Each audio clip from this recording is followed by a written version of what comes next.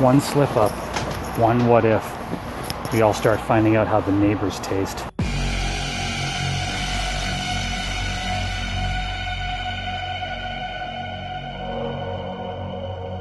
Fear the Walking Dead Episode 5, Cobalt. What I saw today was a lot of main characters not doing much. We've got Madison, who I don't think was really much of a factor in this episode, other than giving Daniel tacit approval to torture that poor soldier. Travis factored in a little bit more, but in the end he was just kind of staring slack-jawed at what was happening around him. He wasn't really propelling any action forward or making choices himself. We also had Nick, just sitting in a cell, just looking at what's going on around him, not doing anything. This is my pizza. It's an arugula, prosciutto, roasted red pepper, balsamic flatbread. I'm showing you my pizza because it's frankly more interesting than Alicia and Christopher running around a rich family's house playing dress-up and smashing glasses in the fireplace. They're contributing nothing to the story. They're contributing nothing to the narrative. They're dressing up like adults and playing at a life that they're never going to get the chance to live. Deal with that. The prisoner in the suit with Nick, his name is apparently Strand. He's played by Coleman Domingo, and I checked his credits, and there's nothing that I'm personally familiar with except for some guest spots on like Law and Order and things like that. He's a cipher to me. He says he needs someone with that heroin addiction set of skills. He needs someone like Nick, but for what? I can only assume that he knows that Nick is going to be very good at manipulation, subterfuge, and sneaking around. And he's going to need those skills. So he is someone with a little backbone that the show needs. The only one this week who really took action and took matters into his own hands was Daniel Salazar, who made some choices that it appears as though he's made before, and Griselda has known the whole time. When Salazar gets out his barber's kit, which was, for me, that straight razor was very reminiscent of Gus Fring's box cutter. The corporal is saying, I'll tell you everything you want to know. And Salazar just very calmly says, I know. He's clearly done this before. And you find out later, which chair was he in? It's a big question of the episode. We later find out that he was in the same chair he's in today. It's the Salvadoran Civil War, ran from 1979 to 1992. And we can surmise by Ophelia's age that Daniel Salazar was there towards the end. There were death squad killings, disappearances.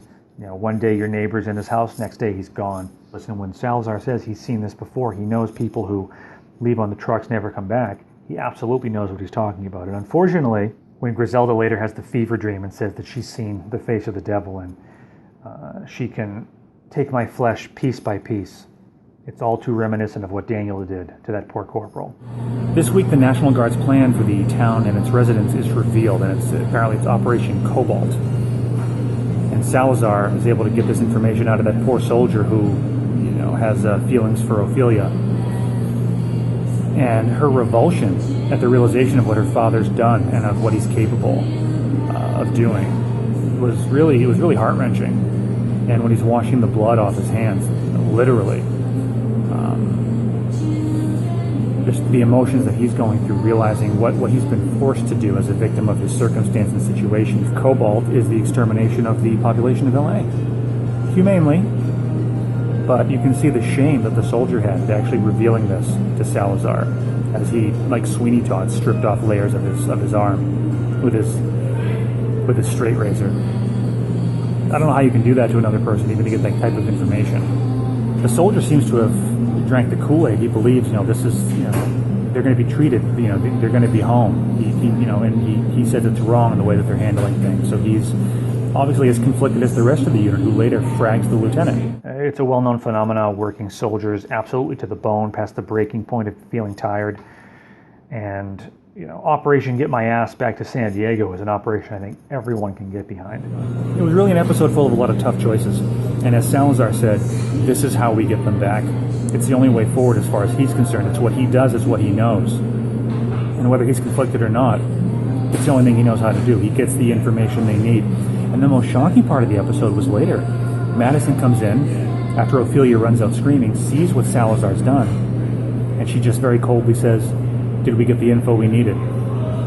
The lieutenant at one point says dark thoughts are the enemy, and the scenes between him and Travis were great. It was really, like two very different people having an argument, and they're having a battle of the wills, battle of wits. And Travis is giving him another fair warning. If you don't get our people back or give us some information, you're going to have a much bigger problem on your hand. Then he'll feel you throwing bottles at your gate. And he says, is that a threat? And it would have been a cliche line, but it's not a threat, it's a promise. This is what it's come to. And Travis is giving the lieutenant fair warning that this is what's going to happen. So we'll see you next week for The Good Man. And as always, thank you very much for watching.